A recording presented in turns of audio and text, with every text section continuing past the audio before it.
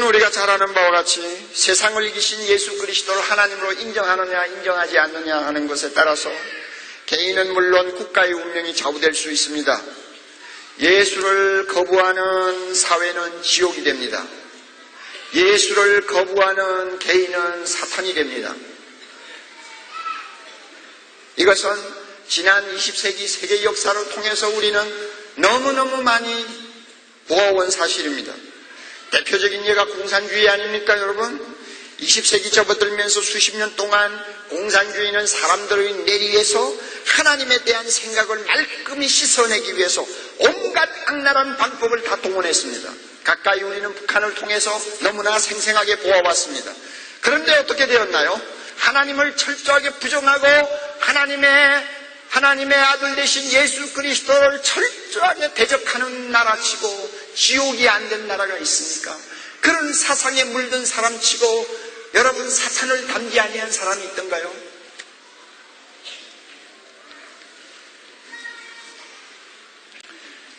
(20세기) 러시아가 나온 위대한 문호 노벨 문학상을 받았던 솔제니친을 여러분은 잘 알 것입니다. 그는 어렸을 때 러시아 공산혁명사를 전공한 사람입니다.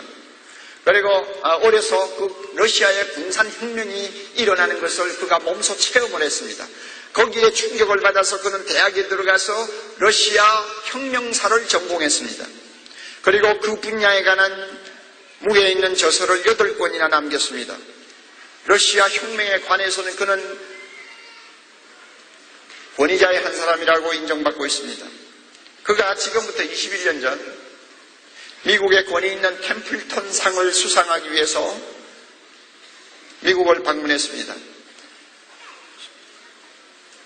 수상하는 자리에서 그가 수락 연설을 하는 가운데 굉장히 충격적인 말을 했습니다. 20세기에 들어와서 러시아를 위시해서 공산주의가 들어가는 곳곳마다 엄청난 학살이 있었는데 왜 5, 60년 동안 공산주의자들이 6천만 명이 넘는 무고한 생명을 혁명이라는 구실 아래서 잔인하게 학살할 수 있었을까? 왜 이런 끔찍한 사건이 러시아에서 먼저 일어났을까? 왜 이런 가공할 만한 공산혁명이 하필이면 러시아에서 시작되었을까? 이것이 그에게 남아있는 숙제였다고 합니다. 그래서 그 문제를 놓고 오랫동안 연구를 했는데 그가 얻은 결론이 무엇인지 압니까? 그가 얻은 결론은 그가 어렸을 적에 어른들로부터 엿들은 이야기와 꼭 맞아 떨어졌다고 합니다. 그렇게 대학에서 혁명사를 연구하면서 열심히 연구해가지고 얻은 결론이 나중에 보니까 자기가 어렸을 때 어른들한테서 주워들은 이야기와 일치했다는 이야기입니다. 참 혁명이 일어나고 있을 때입니다. 밤사이에 무슨 일이 일어날지 모르고 내일 내 목이 붙어 있을지 모르는 굉장한 불안한 나날을 보내는 집안 어른들 틈에 솔제니친이 끼어 있었습니다. 그럴 때 어른들이 이런 말을 했다고 합니다. 왜 이 끔찍한 이런 일이 우리나라에서 일어났을까? 그랬는데 부모들이 이렇게 대답했다고 합니다. 우리가 하나님을 잊어버렸기 때문이야. 우리가 하나님을 잊어버렸기 때문이야. 우리가 하나님을 잊어버렸기 때문이야. 그렇기 때문에 이런 무서운 공산혁명이 이 나라에 일어났다는 것입니다. 여러분, 하나님을 잊어버리는 세상이 되면 이미 폐기 처분된 공산주의 같은 사상이 언제든지 고개를 들 수 있다는 것을 명심하셔야 됩니다. 예수가 하나님이심을 부인하는 자들은 언제든지 마귀의 시녀가 될 수 있습니다.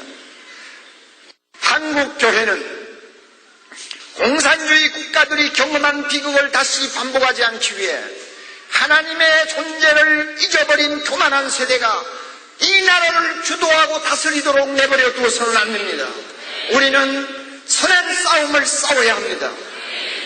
지금 무서운 속도로 퍼지고 있는 반기독교적, 탈기독교적 사상과 우리는 싸워야 합니다.